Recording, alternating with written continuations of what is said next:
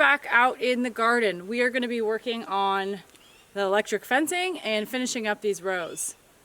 Yeah, so what we're going to do is we're going to have 4-foot just regular wire fencing, and then we're going to run 2 wires of electric fencing on top to protect our garden from the moose we have around here. And we have a solar fence charger. It's going to run off of a 12-volt car battery. We have a small solar panel for it, and it's going to be enough juice to keep the moose off the garden. So first thing we're going to do is dig out the holes for the fence posts and go ahead and get those concreted in by tonight. And then tomorrow we should be able to put up the wire and get the electric parts set up. And of course, we also have to finish moving more soil. We still have 12 yards of topsoil to put on top of all the rows and the beds in the garden. We're not sure how hard these holes are going to be to dig. They're probably going to be pretty hard. I think we have about 8 of them to dig, so we're going to get to work.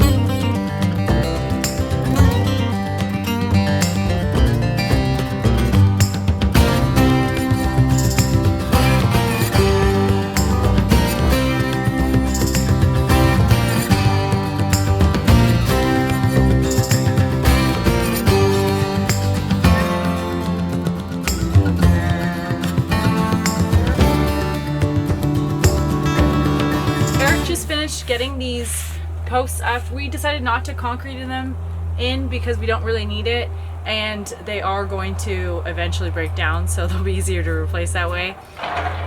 We are pretty much all done with the fence posts. We've got those all concreted in, so tomorrow we should be putting up our wire and our electric part of the fence. Tonight we are going to finish putting all that soil on the bed, so we still have a few hours worth of work left for us.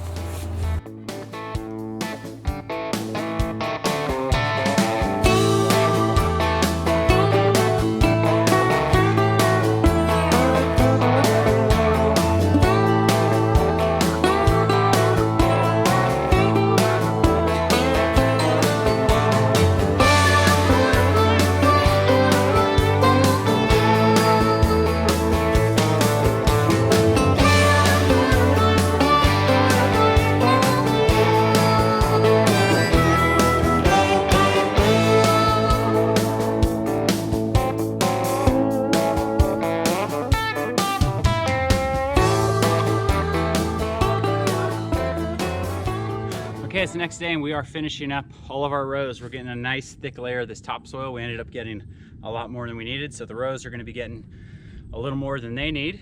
We're finishing up on our corner bed where our asparagus is going to go, and then we're hoping to get started on putting up some of our fencing so we can get some of our plants in the ground.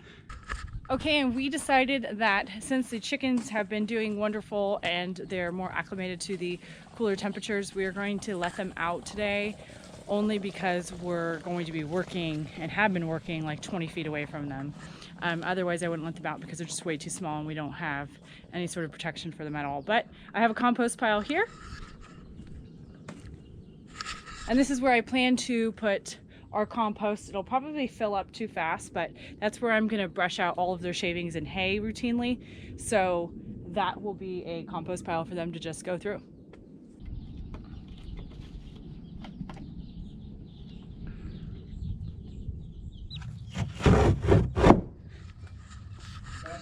We went ahead and shut them back in since they didn't seem very interested in coming out, and we are going to get started on the fencing now.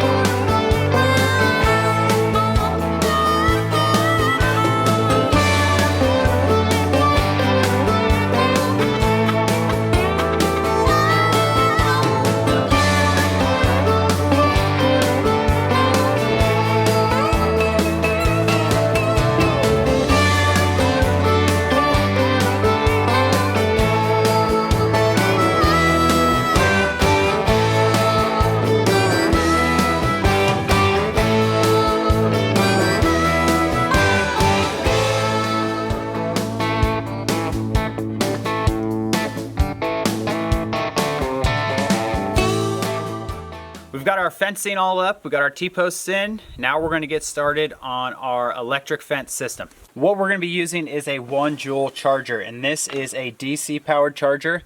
And what that means is this thing doesn't just plug into a regular wall outlet. What it does is it runs off of a battery. And we have a cheap battery, the cheapest one I could find that's a pretty good size. I think it's for like a lawnmower or something like that.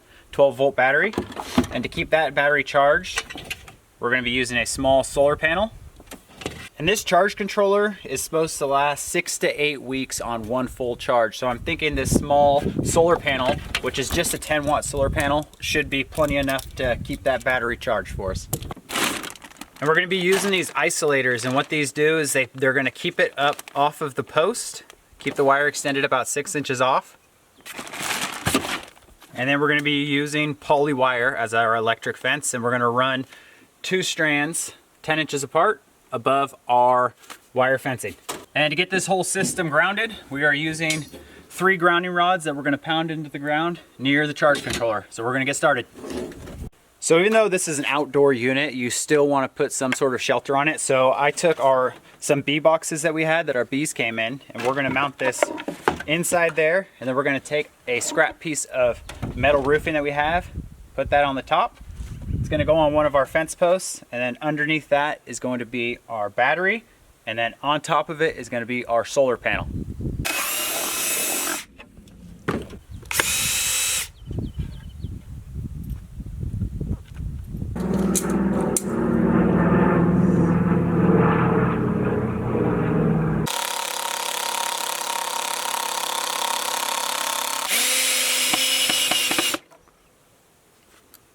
Okay, we got the battery over here. We're gonna see if we have any power. And we do.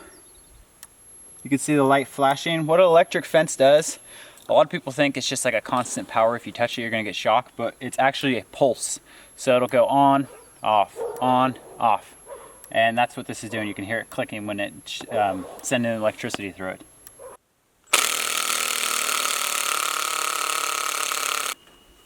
Okay, we got our panel up, and this is gonna be non-adjustable. This system is gonna be taken down in the winter time. So here in Alaska, the sun is pretty far overhead, so we got this at about a 45-degree angle to catch as much of the sun as we can. Next step is to build a small roof out of our scrap metal. It's gonna go right here, kind of protect our charge controller and our battery a little more. Then we'll get it all hooked up.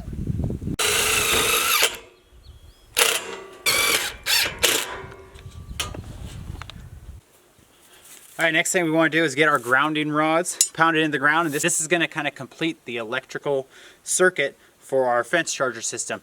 Want to pound these, it says 6 feet into the ground. I think these are about 6 feet long, so I might leave a couple inches up, and then you want these spaced 10 feet apart. So I'm going to start over there, measure 10 feet, work my way this way.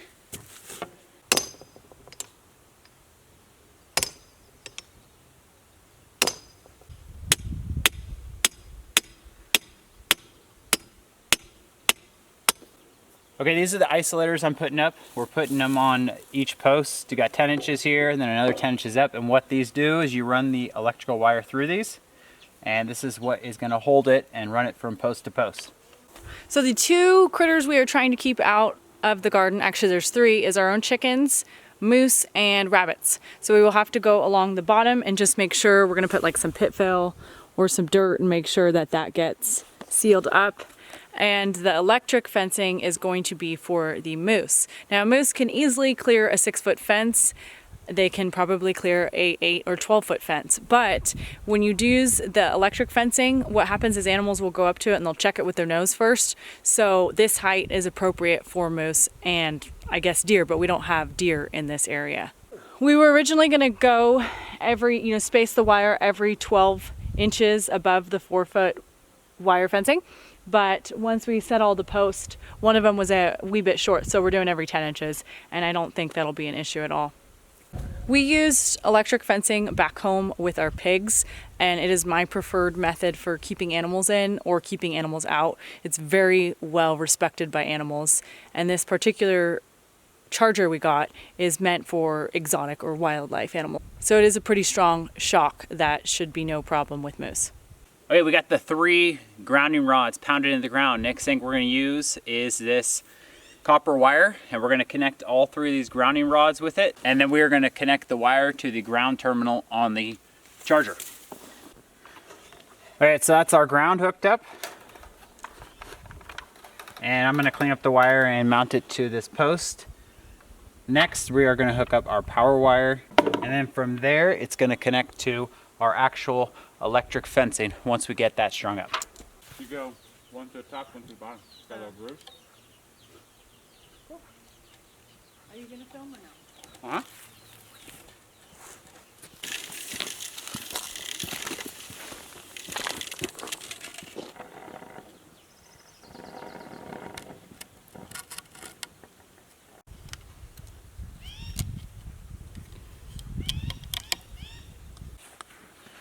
Now that we got the poly electric wire strung, we are going to connect the positive on our fence charger, and we're going to connect it to the wire, and then we're going to test it out.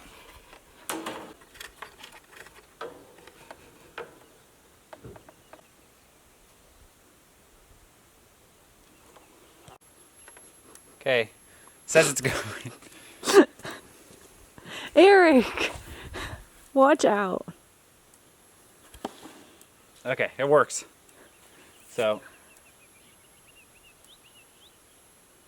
okay, pretty good pop. All right, now that we have the electric fence in working order, I'm just gonna keep the solar panel connected to the battery and unplug the charger, but we don't have to worry about it. We don't have any plants in here yet. We're gonna be doing that in the next couple days. Next thing we need to get done today is take the frame for the door, for the gate, that Ariel put some linseed oil on, and we're gonna cover that with some of the wire fencing, and we've got some hinges and a latch, and we're gonna put it on.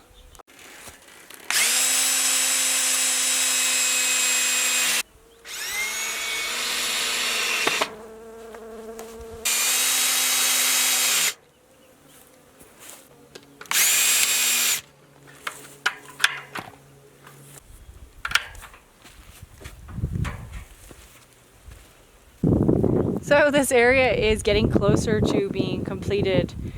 We do again have to get some more rocks to line the bottom. Eric saw a hare this morning running down the road, so I'm sure they would love to get in here and eat some greens. We got to do that before we actually plant. And we do also have to add some more soil to the rows. We have lots of extra, and I think what we're going to do is plant and then add some on top if it's needed. I know we'll make use of it along the growing season. So one thing they don't tell you about beekeeping is that you will actually strangely have a bunch of bees flying around your house. And I don't know why, but I guess that makes sense. One thing I wanted to show is when we built the high tunnel, we left room for snow removal on both sides. And we do plan on getting in here and removing the snow off the high tunnel and snow blowing. This area obviously won't be gardening in the winter, so we won't need to worry about that. But we're just gonna kind of do some management and maintenance with the snow. We had that planned out ahead of time. Same with the other side. I can walk you over there and show you the room we left. So same thing, we left this area wide open that we could get in here and remove snow. And also up front we left, I think maybe 10 feet. We left quite a bit of space from where they plow the roads, and all that snow gets built up on the side. So we left a lot of room to account for that. We didn't want that snow pushed up against our fence. I'm just gonna check on the greenhouse or the high tunnel. It's 85 degrees in here. Super humid. So you can't stay here too long or else you'll break into a sweat. But stay tuned because we are going to be planting a whole slew of plants tomorrow and probably thereafter until we get all of our plants planted in the ground. We are exactly, I think, a week and a half away from our last frost. So we'll see you guys next time. Okay. Were you trying to be the girl? Run, Forrest, run!